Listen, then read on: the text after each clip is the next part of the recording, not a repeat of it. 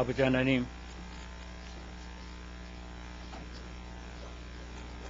오늘 그러한 주의 날을 맞이하여서 우리 모든 성도들이 주님 앞에 나와서 주님을 바라보며 주님께 우리의 시선을 집중하며 주님 앞에 나와 온 마음으로 예배를 드리게 하셔서 감사합니다. 우리 주의 성령님이 이 자리에 임재하셔서 함께 하심을 감사합니다. 하나님의 영광으로 충만하게 하심을 감사합니다. 하나님, 우리 한 분 한 분을 이 시간 만나주시고 말씀하여 주시옵소서. 하나님, 우리의 모든 삶으로 주님께 예배하며 특별히 이 예배를 통해서 하나님을 찬양드리며 또 우리 할렐루야 찬양단을 통해서 하나님께 드려지는 이 찬양이 하나님의 기뻐 흠량하시는 주님의 귀한 그 기뻐 받으시는 예배가 되게 하여 주옵소서. 이 모든 것을 감사하고 예수님 이름으로 기도합니다. 아멘.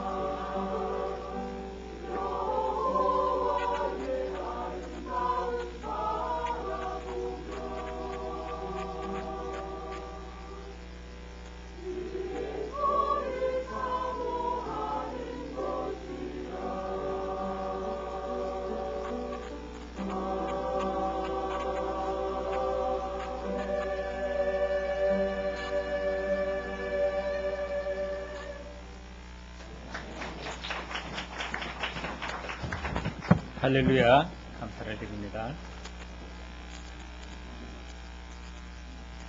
안녕하십니까? 저희 부부가 경주에 이사 온 지 반년이 되었고, 그리고 아마 생활한 지는 현재 한 3개월이 돼가고 있습니다. 이제 경주 지리도 많이 익숙해지고, 우리 경주 선교교회가 아주 친근해졌습니다. 살아보면서 시골의 전원도시 같은, 정말 시골의 전원도시 같다는 이런 좀 느낌이 많이 들고 참 좋습니다. 집에서 가끔 창문을 통해 형산강을 보면은 참 그 청둥오리, 흰밤오리, 또 외가리 이렇게 참 보이고 공기 좋은 곳에서 특히 여러분과 함께 너무 감사합니다. 제가 오늘 여러분과 함께 나누고 싶은 설교 제목은 예수님의 마음을 품고 삽시다. 를 택하게 된 것은 무엇보다 저 자신이 생각해 볼수록 정말 주님의 마음을 품고 주고 살아가고 항상 요즘도 하나님 앞에서 순간마다 회개하는 부분이기 때문에 그렇습니다. 아마 경주 선교회 여러분들은 연초에 여러 개 이 새해를 출발했으리라고 봅니다. 새해를 맞이할 때마다 언제나 그렇겠지만 특별히 새해를 맞이한 한 분 한 분에 해주시고 성령으로 감동하셔서 원하시는 줄로 믿습니다. 빌립보서 2장 5절 말씀을 너희 안에 이 마음을 품어라 곧 그리스도의 예. 여기 마음 자세, 여러분 우리의 마음의 태도, 마음가짐이 얼마나 중요한지 모릅니다. 그래서 세상 만사 마음먹기에 달렸다 이런 말, 어떤 마음과 자세를 갖고 내가 살아가느냐, 이것은 우리 삶의 질이 거기에 따라서 올 수 있기 때문입니다. 여러분 중에 죽음의 수용소라는 아마 이 책을 읽어본 분이 계실 것입니다. 신경정신과 의사였던 빅터 프랭클이 지은 것인데, 이 정확한 죽음의 수용소라고 하는 아우슈비츠에서 살아남은 자신의 체험적인 자전적 그런 수기입니다. 그는 이곳에 지내면서 놀라운 사실을 그는 발견했습니다. 뭘 가느냐에 따라서 생사가 갈린다는 것입니다. 아주 체력이 남달리 뛰어난 사람, 또 아주 탁월한 사람일지라도 이런 분도 그 어떤 절망적인 그 상황, 쉽사리 가더라는 것입니다. 그런데 겉보기는 약하고 어리석게 보이는데 살아야 될 분명한 이유와 의미를 가지고 있고 삶의 마음가짐이 밝고 긍정적인 이런 마음과 자세를 가진 사람들은 그 극심한 고통 가운데서도 끝까지 마지막까지 살아남더라는 것입니다. 이분도 자신의 아내 그리고 부모, 이 형제가 이 강제 수용소에서 다 죽고 이분은 그 자신의 마음의 태도와 생각을 바꾸고 내가 살아야 될 분명한 이유, 의미를 찾음으로써 그 삶의 태도와 생각을 바꿈으로써 그는 이 모든 것을 이겨냈습니다. 뿐만 아니라 이분은 이것을 이제 경험을 통해 가지고 의미요법, 로고테라피라는 것을 만들었고 또 이걸 유럽에 일으켜 세우는데, 그리고 사람들이 받아서 마음을 갖고 어떤 자세를 갖고 살아가는가 하는 것은 아무리 그 중요성을 강조해도 부족합니다. 오늘 그들에게 특별히 권면합니다. 우리 5절을 다시 한 번 더 읽어보겠습니다. 너희 안에 이 마음을 품어라. 시온에 있습니다. 예수님처럼 생각하고 행동합시다. 예수님처럼 생각하고 행동합시다. 우리 한번 옆 사람과 함께 한번 서로 한번 하고 행동합시다. 아멘. 교회 성도들에게 한 이 말을 좀 더 알기 위해서 이 빌립보 교회에 보겠습니다.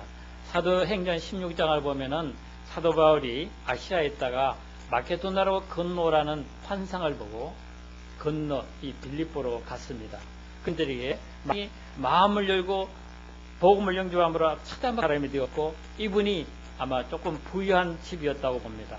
자기 집을 또 오픈해 가지고 그 집에서 예배드리면 적극적인 헌신과 섬김으로 아주 이 교회가 이 빌립보 교회는 유럽 선교의 관문이 되고, 그 다음에 이 바울이 선교하는 데 있어서 처음부터 마지막까지 기도와 사로 계속 지원하고 협력 성도들을 생각할 때마다 서로 너무 감사하고 기뻐가지고 빌립보서를 읽으면은 특별히 빌립보 성도들을 향한 그 사도 바울의 그 감사 잘 나타나 있습니다. 그런데 이 사도 바울이 빌립보 교회 성도들에게 특별히 왜 너희는 예수 그리스도의 마음을 품으라 그렇게 했을까요?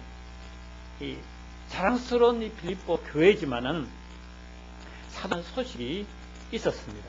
그것이 빌립보서 4장 2절에 보면은 빌립보 교회에서 아주 헌신적이고 열심 있는 유오드야, 순두계라는 자매 두 사람이 있는데 이분들 사이에 어떤 마음이 서로 좀 나뉘고 또 이 뭔가 다투는 문제가 사실 열심히 특심이다 보면은 사람은 인간의 아마 또 제약된 이 성도들 가운데 갈등이 생긴 것입니다. 사실 관계만큼 어렵고 힘든 것이 없다는 것은 아마 여러분들이 사시면서도 인정하실 것입니다. 그래서 농담으로 하는 말이 세상에서 가장 힘든 것이 뭐냐, 어려운 것이 뭐냐, 그것은 대머리에 핀을 꽂는 것과 저와 여러분이 정말 인간 갈등처럼 힘들게 하는 것이 없다는 것을 아실 것입니다. 여러분 부부 사이에 한 마음이 되지 못하고 마음이 안 맞아가지고 갈등하고 이것이 얼마나 힘듭니까? 그래서 이혼까지 합니다. 직장 상사와의 갈등 때문에 직장이 그야말로 지옥같이 느껴지는 분도 있습니다. 개인, 민족과 민족, 계층 간, 세대 간의 이런 갈등, 이런 것이 얼마나 힘든 가운데는 두 자매님의 이름을 직접 거론하면서 문제 해결적으로 제시한 권면의 말씀이 무엇입니까? 주 안에서 같은 마음을 품어라. 주 안에서 같은 마음을 품어라. 주님의 마음을 가지라는 것입니다. 주님의 마음을 품게 될 때 서로 불쌍히 여기게 되고 서로 용서하게 되고 그러므로 진정으로 화해되고 예수님의 마음이란 어떤 마음인지 6절에서 8절에서 구체적으로 말해줍니다. 우리 6절에서 8절을 한번 같이 읽어보겠습니다. 시작. 그는 근본 하나님의 본체시나 하나님과 동등됨을 취할 것으로 여기지 아니하시고 오히려 자기를 비워 종의 형체를 가지사 모양으로 나타나사 자기를 낮추시고 죽기까지 보심이라. 예수님은 하나님의 본체이십니다. 예수님은 영원전부터 계셨던 창조주 하나님, 지으신 창조주 하나님이십니다. 이 골로새서 1장 16, 10절에 보면은 예수님에 대해서 아주 자세히 볼까요? 만물이 그에서 보이는 것들과 보이지 않는 것들과 혹은 왕권들이나 주권들이나 통치자들이나 권세들이나 만물이 다 그로 말미암고 그를 위하여 창조되었고 또한 그가 만물보다 먼저 계시고 만물이 그와 함께 섰느니라. 예수님은 모든 만물을 다 만드신 주 하나님이시구나. 이 하나님께서 자기를 다 비우셨습니다. 하나님으로서의 그 모든 특권과 영광을 포기했습니다. 버리셨습니다. 그리고 인간이 되시되 가장 낮은 종의 모습으로 오셨습니다. 여러분, 하나님이 인간이 되셨다는 것은 인간의 이성으로 어떤 인간으로 표현할 수 없는 그런 신비입니다. 이 전능하신 창조주 하나님께서 인간이 되셨다는 것을 설명하기 힘드니까 어떤 분은 위험에 처한 개미를 구하기 위해서 사람이 개미가 된 것과 같다 이렇게 비유합니다. 그러나 사람이 개미가 되는 것은 피조물이 피조물로 낮아지는 것 그 뿐이지만 하나님이 인간이 되셨다는 것은 창조주가 피조물로 낮아지는 것 차원이 다른 정말 비교할 수 없는 낮아진 겸손입니다. 조이 도슨이라는 분은 이런 예수님을 일컬어 가지고 하나님이 기저귀를 찬 연약한 아기가 되신 분, 이렇게 말했습니다. 여러분, 그 하나님, 영광의 하나님, 그 높으신 하나님, 그 하나님께서 왜 이렇게 기저귀를 찬 연약한 아기의 모습으로, 이렇게 인간의 모습으로 나타지신 것입니다. 한마디로 인간을 사랑하시기 때문입니다.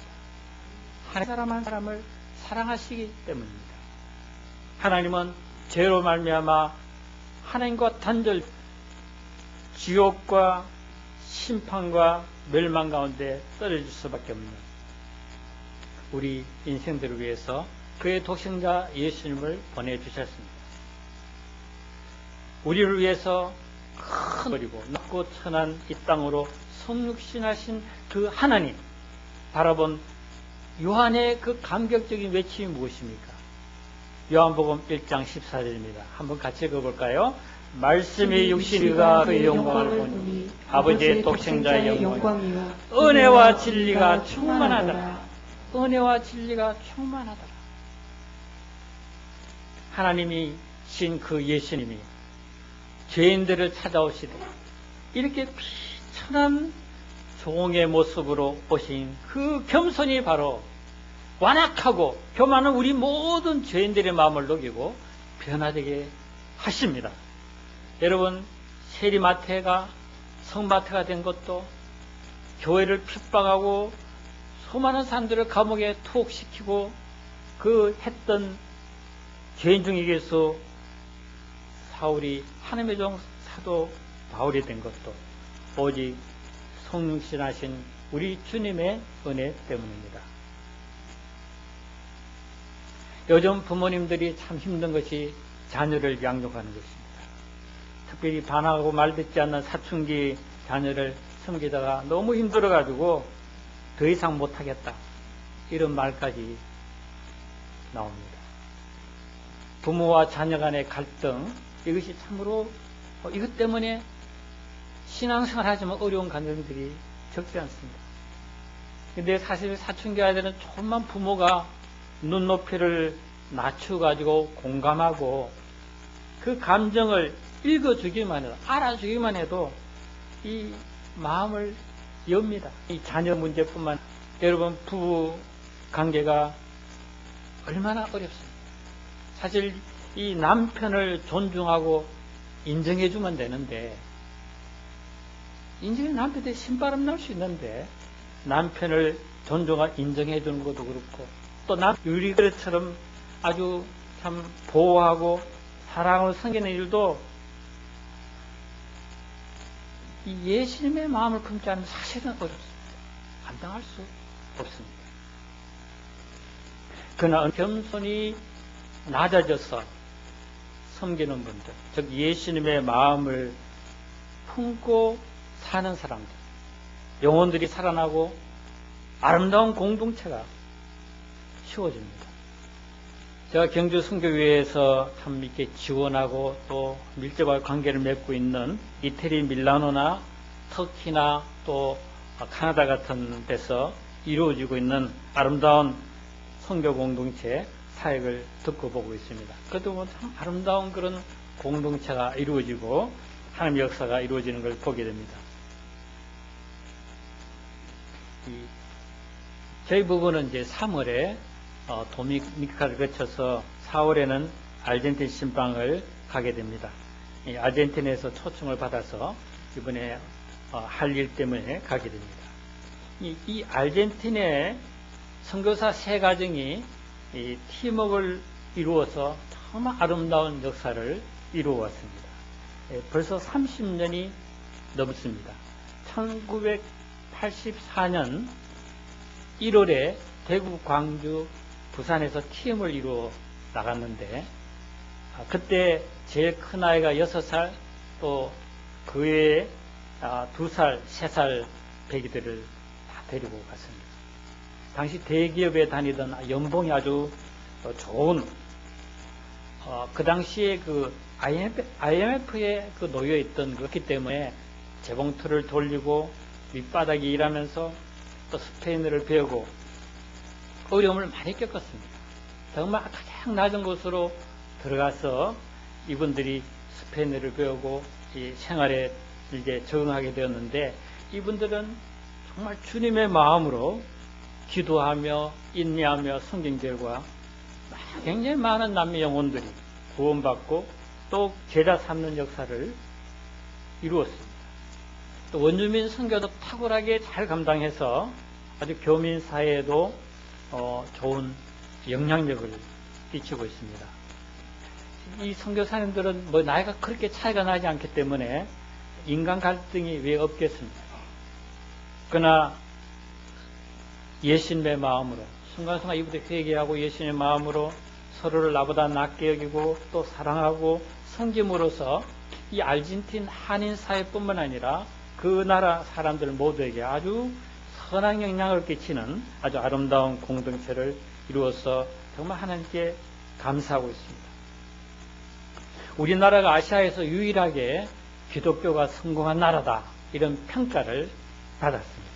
미국 다음으로 많은 이제 선교사들 전 세계에 파송해가지고 정말 세계 제사장 나라 감당하는 이런 나라가 되었습니다. 그런데 우리가 잊지 말아야 될 것이 있습니다. 여기에는 정동고향, 그 당시에 최고의 선진국 문화생활, 그들의 안정된 생활, 특권들을 포기하고 이가 득실거리고 질병이 이 참 가득한 이 조선 땅에 와서 낮아져서 섬긴 수많은 사람들, 심지어 이곳에 와서 자녀들이 죽고 유행병에 걸려 죽고 희생하고 이 땅에 묻힌 많은 선교사님들이 계셨다는 사실입니다. 이 은혜 빚진 자 되어서 우리도 사실 사랑을 갚다 해서 한국교회에서 열방에 나가서 예수님의 마음으로 사랑하고 섬기는 많은 우리 선교사님들이 이제 막 일어나고 있고 또 실제로 역사하고 있는 이런 것을 볼 때 얼마나 감사한지 모릅니다. 하나님이신 예수님께서 우리들을 위해서 자신을 낮춰 인간이 되셨을 뿐만 아니라 십자가에 죽기까지 복종하셨습니다. 우리가 이 성경을 읽어볼 때 예수님이 십자가에 죽으셨다고 이렇게 말하지 않고 십자가에 죽기까지 복종하셨다, 이렇게 말하고 있습니다. 이 말은 예수님의 십자가 죽음은 하나님의 뜻으로 말미암아 된 것임을 말해줍니다. 예수님은 하나님의 뜻을 따라 뜻에 순종해서 때가 되면 인간의 몸을 입고 이 땅에 오셨고, 또 예수님 이 땅에 사역하실 동안에도 계속 하나님의 음성을 듣고 온전히 하나님의 뜻에 순종하여서 모든 공생의 사역을 감당하셨습니다. 나가서 때가 됐을 때 하나님의 뜻을 따라서 하나님의 어린 양으로 십자가에서 피 흘려 죽으심으로 대속물이 되셨습니다. 왜 예수님이 십자가에 죽으시는 것이 하나님의 뜻입니까? 죄삭선 사망이고 그 외에는 심판과 형벌이 있습니다. 그런데 우리의 무서운 죄를 대속할 자격을 갖춘 분은 죄 없으신 하나님의 아들 예수님 밖에, 그래서 예수님은 십자가에서와 우리의 모든 죄값을 지불해 주셨습니다. 그렇기 때문에 저희들은 그냥 회개하고 예수님 믿기만 하면 모든 죄를 사함받고 어렵다함을 얻게 되는 것입니다. 그런데 우리가 이 복음서를 읽어보면 예수님이 십자가에 죽기까지 복종하신 것은 그냥 자연스럽게 된 것이 아님을 알 수 있습니다. 예수님도 완전한 인간으로 이 땅에 오셨기 때문에 할 수만 있으면 이 십자가를 면하고 싶었습니다. 온 인류의 죄를 한 멍에 담당할 그 고통, 중압감이 너무나 컸기 때문에 예수님은 십자가를 앞에 두고 겟세마네 동산에서 가능하다면 이 잔을 내게서 옮겨달라고 간구했습니다. 그러나 예수님은 이것이 하나님의 뜻이 아니기 때문에 내 소원대로 마옵시고 아버지의 원대로 하옵소서, 땀이 핏방울 되듯이 힘쓰고 간절히 기도하셨습니다. 이렇게 통곡과 눈물로 기도하시고 하나님께 순종하심으로 말미암아 우리 모든 믿는 자들에게 영원한 구원의 근원이 되셨습니다. 하나님은 십자가에 죽기까지 순종하신 예수님을 지극히 높이셔서 모든 이름 위에 뛰어난 이름을 갖게 하셨, 주가 되게 하셨습니다. 사실 이 예수님 이름만큼 아름답고 뛰어난 이름이 없는 것은 참 구원과 소망을 주는 이름이 되시기 때문입니다. 역사상 수많은 백성들이 그분께 감사와 찬양 예배를 드렸고, 지금도 전 세계 민족과 나라와 언어를 초월해가지고 수많은 사람들이 예수님의 이름 앞에 엎드려 경배하며 그 구원의 기쁨, 하나님의 놀라운 사랑을 찬양하고 예배를 드리고 있습니다. 이 마지막으로 여러분이 너무나 잘 아는 짐 엘리엇과 4명의 친구들 이야기를 마지막으로 함께 나누고 싶습니다. 왜냐하면 이분들이야말로 가장 예수님처럼 생각하고 예수님처럼 살았기 때문입니다. 짐 엘리엇과 4친구는 20대 청년으로 신학교를 졸업하고 한 번도 복음을 듣지 못한 에콰도르를 갔습니다. 근데 거기 도착해서 얼마 있지 않고 곧바로 그의 짐 엘리엇과 친구 4명이 무참하게 살해당했습니다. 근데 그들의 시신을 발견했을 때 놀라운 것은 들어있었다는 것입니다. 그들은 그 맹수들로부터 생명을 보호하기 위해서 권총을 지니고 있었는데 그 위험한 위기의 순간에 자기 신변의 보호를 위해서 얼마든지 총을 뽑을 수 있지만은 그들은 오히려 죽임을 당한 것입니다. 그때 타임지나 이런 라이프지 같은 데서 이 얼마나 큰 낭비인가. 왜냐하면 그 당시에 이 사람들 그 당시에 미국의 최고 엘리트들이었기 때문에 이 얼마나 큰 제목으로 돼서 특별했습니다. 근데 짐 엘리엇 일기가 공개되었는데 다시는 영원히 썩어지지 않는 것에 바치는 나의 희생을 어리석다고 말하지 말아주세요. 영원한 것을 얻고자 영원할 수 없는 것을 버리는 자는 바보가 아니다. 이런 뜻입니다. 그리고 뒤에 5명의 아내들이 1~2살 어린 아기들을 데리고 남편들이 숭배한 곳으로 들어갑니다. 그 결과 이 아카족 전부가 구원받고 하나님께 돌아오는 역사가 일어났습니다. 이렇게 구원받고 변화된 아카족의 추장이 빌리그 그 외부에 와서 이렇게 간증했습니다. 우리들은 그들에게서 복음을 받고 하나님을 믿게 되었습니다. 그 젊은이들이 모르고 그냥 그렇게 살고 있었을 것입니다. 그분들의 죽음으로 인해 우리들은 빛을 보게 되었습니다. 우리도 오래 살기를 원하지 않습니다. 주님처럼 그분들처럼 살기를. 짐 엘리엇과 친구들의 이야기는 수많은 사람들의 과연 이를 통해서 우리에게 어떤 삶이 별과 같이 영원토록 빛나는 삶인가를 보여주고 있습니다. 또 구체적으로 말하자면 상황에서 묻고 예수님이 말씀하시는 이야기하는 것이 예수. 사실 오늘날 교회에서뿐만 아니라 가정과 직장과 사회에서 예수님처럼 생각하고 행동하는 영향력 있는 그리스도인들이 참으로 귀한 때입니다. 왜냐하면 실제 삶에서는 예수님과 없는 맹목상의 그리스도인들이 점차 많아지기 때문입니다. 하나님께 감사한 것은 우리 경주 선교교회에서는 직장과 사회에서도 예수님의 마음으로 살고자 힘쓰는 분들이 참 많으시다는 것입니다. 저는 경주 선교교회처럼 실제 삶에서 예수님처럼 점점 정말 이 땅에 많아지기를 진심으로 기도하고 있어요. 앞에서 잠깐 언급하고 지나갔지만 제가 목표히 하는 것은 예수님의 마음을 품고 살지 못했던 것입니다. 예수님의 마음을 품지 못하고 큰 역사를 이루려는 이런 참 조급함과 욕심 때문에 성도들이 겪는 그 직장 생활의 어려움이나 또 자녀들 문제로 고통하는 그 부모님들 입장에 서서 이해하고 섬기지 못한 것들이 참으로 아픔으로 다가왔습니다. 하게 하신 그 우리 주님처럼 맡기신 영혼들을 품고 감사하고 먹이고 치유해서 정말 행복하고 풍성한 삶을 살도록 잘 숨기지 못했습니다. 예수님의 마음을 품지 못하고 또 예수님의 마음을 놓치고 목회하고 살았던 것이 얼마나 성도들의 마음을 아프게 하고 하나님을 슬프시게 했는가를 깨닫고 하나님 앞에서 회개하며 그래서 은퇴 후에 그 무엇보다도 그 주님의 임재 가운데 주님과의 깊은 친밀감 가운데 살고 싶었습니다. 주님의 음성을 듣고 주님의 뜻대로 살고 싶었습니다. 그래서 이런 저에게 하나님은 은혜로 영적인 신과 또 섬김의 시간을 또 갖도록 도와주셨습니다. 다음에서 참 박강준 목사님은 일찌감치 앞에 가고 계시는 분이구나 깨닫습니다. 만을 통해 정말 주님과 친밀이 있어서 너무 보기 좋고 감사합니다.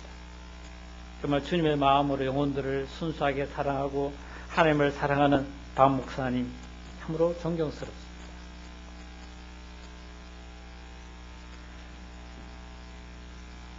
몸이 많이 약하신데 여러분들이 많이 기도해 주시기 바랍니다.